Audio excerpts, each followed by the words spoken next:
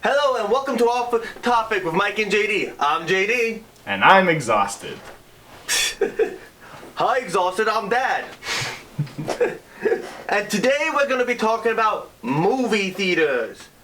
That thing that we hope still exists in the future. Oh, I really hope. So, as you probably know, because you probably already know us if you're watching this, Mike and I both really like going to the movies. We're big movie fans. Wouldn't you agree with that? 100%. It's like my favorite activity is like, there's nothing quite like going to an actual movie theater, sitting in those seats, you got your popcorn, you got your soda, you're just reclining with that Dolby Atmos sound. It's really great. It's funny because I have, now that I actually have a job, I have like a pretty decent setup, with my big TV and my sound bar and everything. But so, people who are older than me are like, oh well, I guess you don't need to go to the movie theaters anymore. Now that you got your big TV, and I'm like, no, you don't understand. Like, it's not even close. It's not even similar. Yeah, no, I love going to the movies. Like I don't mind going to the movies by myself. In fact, Me neither. I would say about half the time I go to the movies, I go by myself because I like all those movies that Oscar nominations. Don't really have friends who live nearby or in that movie, so I'm like, well, I'm not gonna not see it, so I just go by myself. I have no problem with that. And I sometimes see 2 movies in one day. Back when movie theaters were still big Right. thing. No, me too. I almost always go to the movie theaters by myself. Recently, like, people know that I'm like the movie guy of my friend circle, so more people want to come with me when I go to see movies. But a lot of times I'll see movies that people aren't really into. A lot of my friends aren't even that nerdy. So in college, like, we would always have like a test the next day, and I'd be like, who wants to go see Thor: The Dark World? And they're all like, nah, we're going to stay and study physics. And so I would go see Thor: The Dark World by myself. Well, I mean, it's Thor: The Dark World. I mean, they didn't miss out on much. But Yeah. anyway, yes. So, but now, as we all know, movie theaters are in a very complicated place with everything going on. Yeah. Now, It's a now shame. No, say what you want to say. I was going to say, it's a shame, too, because I feel like they were just getting into a groove with their movie theaters have actually been, I feel like, struggling for a long time because now they're competing with so much like Netflix and home streaming and the increased quality of television. It used to be like night and day between if something came out in the movie theater or if something came out as like a made-for-TV thing. But now you have your Game of Thrones and things, so I feel like movie theaters have been struggling for a while to find what makes them unique. First they tried like, oh, well, we have like 3D, and then after that kind of didn't work, then they tried to have like these like premium seating and like, Those are comfortable. They like just renovated everything. Now you're sitting on like this like plushy couch and like stadium seating and stuff. And like the whole subscription service model, I think, was a huge breakthrough. Like, I was so excited to sign up and get AMC A-List or Regal Unlimited. I love A-List. Such a good idea, the sequel to Movie Pass. But actually sustainable. But now all that's kind of gone away. Yeah. No, yeah. I was a member of AMC list. I loved it. Like I said, I had Movie Pass while it lasted, and it was fun, but we all knew this ain't gonna last, because they're losing money if you see 2 movies in a month. Exactly. AMC, they have it smart, because one, it costs a little bit more, but also, like, they're making money off your pop every time you buy popcorn, soda, so they can afford to lose a little bit money on the ticket to get you in their theater. Right. Well, the difference is that they own the movie theaters. Movie Pass had to give, they're only profiting off the app. They weren't profiting off any of the movies. The movie theaters, they lose almost a third of their box office of every single ticket sold, sometimes more. Like with the most recent Star Wars movie, they got 0% of every Rise of Skywalker ticket sold for the first 2 or 3 days. So they're not really making money on new release stuff or people buying tickets. They make some money off that. But really, they're making money off the popcorn, the soda, things like that. Yeah. So I actually went to a movie theater just a couple of weeks ago, right after New York reopened movie theaters. So did I. Yeah. So Oh, what did you see? I saw Tenet. That's what I saw. It Yeah. was literally like the only option. Maybe at some point we'll review that. Yeah, but yeah. So not to get detailed, but that, and like I said, it wasn't that bad. I wasn't particularly crazy. Like they did, keep like the seats next to me empty. There were a couple people like far behind me, but like they even have signs like if you're uncomfortable with your seat, you can move or ask for a refund. And I'm like, I just say to my seat because I'm like, well, I got dead center. I'm not moving from here. But if I was uncomfortable for my safety, like there were seats everywhere, like I could have easily moved to. So I felt at least at this theater everything was well. Now it seemed like everybody kept their mask on, but it's dark. I don't know for sure. Yeah, I mean, like when I went, I felt ridiculously safe. I mean, a lot of my friends, when I told them I went to the movie theater, were like, "Ooh, boy, like I wouldn't have done that." But I felt ridiculously safe. There was like 3 other people in like the whole complex. 2 of them were seeing Tenet. They were like up in the top back row, and I was in like dead center.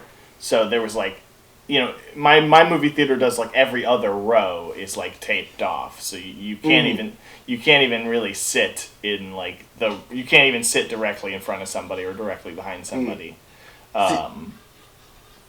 Yeah, my theater, whatever seat you bought or whatever seat you bought, they will stand off like right next to you, and then the seat, because the way the stadium seating is, it's kind of like 6 feet apart. So like they did do front and back, but so it's Right, exactly. Like, I wasn't worried at all. Even the people who were behind me, they were like 6 rows behind me, and also like, a decent amount above me. So I didn't like look behind me to see if they were wearing their masks, but even if they weren't, I was well beyond 6 feet from anybody. Yeah. And even if you take your mask off to eat a popcorn or whatever they did, like. Well, yeah, because I did that because I got popcorn and drink. Exactly. I took off my mask to eat and drink, and then put it back on. It's part of the movie going experience. I feel like it's sort of a similar philosophy I have to baseball games. It's like if you're not getting food there, it's part of the ritual. Yeah, I agree. So like I said, I mean, would I have been more comfortable if I didn't have to wear a mask? Of course I would have been, but it wasn't like, oh my God, this is ruining the movie theater wearing a mask, and I get the safety behind it. So unfortunately, like I can't really, as much as I'd like to, I can't really recommend going to the theater though, because it's really one of those reverse Tinkerbell effects that like. I felt incredibly safe at my movie theater, but that's because there was nobody there because everybody thought it was unsafe. So if more people believed it was safe to go to the movie theater, there'd be more people there and you'd feel less safe because it would be more crowded. So it's kind of a catch-22 in terms of reopening, which is why, I mean, AMC's doing it because AMC is in dire straits. Yeah. But Regal's just not even doing it. I mean, there's a Regal like a stone's throw from my house, but I can't go to it because it's closed. I had to drive, like 40 minutes to my closest AMC to see Tenet.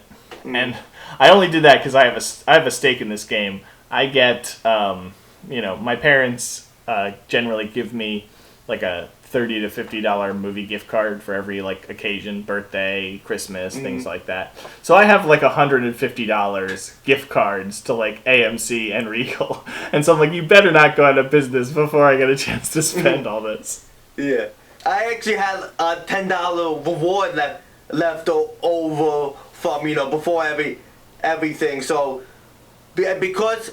I saw like before 5 o'clock. It was also cheaper, so I only paid 9 cents for my movie ticket. Wow. Yeah, but see, that was the other thing. I made sure I went on a Monday at the first screening, which was like 4:30 or something. I purposely picked a time when I know, okay, it's not going to be crowded here. Yeah, I would definitely be more cautious about going on the weekend because I'm like, well, how many people are going to show up? Right. Like, I wound up going on a Sunday, but I purposely didn't go, like, the first, like, 5-6 weeks of release because I was like, all right, well, if I felt like if people were going to run out and see Tenet, it would be, like, opening weekend. Mm-hmm. So, even though I didn't really have time to go during the week, I figured it's safer if you're going sort of after a bit of time has passed, but... So let me ask, I guess we're about halfway through our podcast right now, so why don't we ask the big question of, in terms of the big, the big three, I guess, Cinemark, Regal, AMC. AMC is definitely in the worst financial shape, just in general. What do you think the odds are? Do you think it even makes a difference? Are all three of them going to combine? Is AMC going to go under and get bought by Regal? Are they all going to go away? Is just going to the movies not going to be a thing in 2025? What do you think is going to happen? Put on your, tinfoil hat or take out your crystal ball. Tell me the future. Lots of people are saying, movie theaters are going to be a thing of the past. But I just personally refuse to accept that because, it's one thing, watching a drama or comedy on a regular screen. I'll admit that doesn't make a big difference. That's actually one of my complaints because they're showing a bunch of old movies in the theaters because there's no new movies, but they're showing like Monsters Inc., The Nightmare Before Christmas. I'm like, that's not really a different experience in a movie theater. But I do agree. When you get to the big action, the superhero movies, the Star Wars, that's a totally different experience watching that in a movie theater and at your house. Like, that is not the same. I'm like, that's why I'm like, why are they not showing Empire Strikes Back by me? Because that would be worth me seeing in the theater, because even though I could watch that for free at my house, I'm getting a different experience by watching it in the movie theater. See, it's funny that you say that because I feel like here in Connecticut it's almost the opposite experience. The first thing they opened with when my theaters reopened was The Empire Strikes Back. And then after that, they started showing Iron Man, and then after that, they went to the extended edition of Lord of the Rings. And all three of those things are things that I think are vastly better in a movie theater than watching at home. So I think they really capitalized on basically what you said. Like, I'm not going to, risk my life to see, the Broken Hearts Gallery on a giant screen when I could eventually just watch it at home. But I don't be unsafe regardless of the movie, but... Well, yeah. Yeah, Empire Strikes Back, I think, is something that every human being should at some point in their life see in a movie theater if you get the chance. Because that's the way it was meant to be seen. Exactly. Yeah, so that's what's annoying me, is that I don't have the option to see a movie that's meant to be on the big screen. But I 100% agree with you. I think as long as there are, people have that desire for that communal experience, I don't think movie theaters will ever fully go away. I do think that they will become more niche in the way that baseball games have become more niche. My father always tells me the story about, he used to, hop the fence and, go to Shea, and he would cut Mets tickets out of the back of milk cartons and they'd be a penny for the cheap seats. But now there's these glass boxes you can watch baseball in while you're eating your arancini and having your fine wine. So I do think movie theaters have already started to go in that direction. There's already you can have food delivered to your seats, and they've got the premium. AMC sometimes have really good food. Right, exactly. You can get sushi and all this crazy stuff while you're watching your movie. So I do think they're going to become more expensive, more niche things, because there's not going to be as many of them. There's not going to be McDonald's where on every corner, which makes me sad because I feel like movies are kind of the thing that it's sort of the replacement for the circus. I think every culture needs some form of communal entertainment that is widely cheap and available to everyone, so that, like, hey, it's a Friday night, like, what are we gonna do, and everybody goes to the movies. Like, I think we'll sorely miss that. But I don't think movie theaters will ever go away, if not just for the novelty. No, yeah. Like, they're not going away. But I question if the default is now going to become video, streaming. Are we just going to see the big movies in theaters, and every other movie is going to go now on demand? I 100% think that is the case. Oh, maybe not 100% is a bit strong. I definitely am leaning towards that, especially because of what you can do. Like the lower budget movies, like take The Invisible Man, for example. That could have easily been made on a Netflix budget. All the Blumhouse stuff. Well, Netflix has big budgets. For some things, yeah, but I mean, a lot of their stuff is like a more restricted thing. But I mean, honestly, like, if you told me that, like, some of the cheaper movies were made for TV, I'd believe it. Especially with shows like The Mandalorian kind of bridging the gap. Things like Game of Thrones, Mandalorian, those have, like, levels of special effects that you would expect for a movie, even though that compared to, like, Avengers Endgame, they have, like, a tiny budget. Yeah. So I think in the future you will see much less. Also, even just some of the blockbusters, you probably won't see as many or as blown out of a blockbuster. Like I think the main, like, recognizable faces, you'll always get your, like, Marvel movies and your Star Wars, the things that already have that huge brand recognition. Yeah. But you're not going to see, I don't think, your John Carters of Mars or, like, these, like, Pirates of the Caribbean movies that get, like, $1 million and $1 million budgets. Like, they have all this money pumped into a riskier IP. I don't think you're going to get that. You're going to get your slam dunks that they know are going to make huge money. But I don't think you're going to see Alita Battle Angel 2 anytime soon. No, yeah. You're probably going to see less of those, like, generic starring The Rock action movies. Exactly. Especially, like... Yeah. Mm-hmm. But one thing I want to point out, that going on what we were saying about the big names still getting released in theater, it's interesting to see how quick Disney was to release Soul to Disney Plus, but how reluctant they are to do the same with Black Widow, which kind of goes what I'm saying. The superhero movies are meant to be seen in movie theaters, but now they're non-big superhero movies, they're more willing to put them on streaming. Right. Well, I think they're reluctant in either way, but I think especially if there was any doubt, Mulan killed any chance of a movie like Black Widow coming to streaming. And I do think there is some quality consideration. Like, I think Soul looks good. I'm excited to see it. But, I'm super excited for it. But I do think that, it's not a coincidence that Mulan was the risky experiment that they threw onto Netflix, or Disney Plus, rather. I think they look at it and they say, all right, we could make a decent chunk of money with this, but, it has a lot of things going against it, and maybe some of their, like, middling fare they're willing to throw out onto Disney Plus. Yeah. Hopefully I'm wrong, though. Hopefully Soul is, like, the best film that Pixar's ever made, but I think just the nature of... It's getting great early reviews. Well, I think they just knew Soul is a divisive movie by its very nature. I mean, it's like it's a children's film about death, essentially. I mean, it's not the first time Pixar did a children's movie about death. Look at Coco.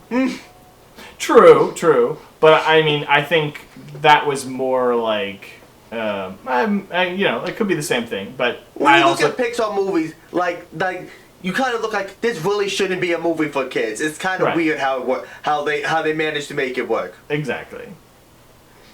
But I mean, I could talk about Pixar all day. Well, that sounds like a great idea for another episode. Maybe.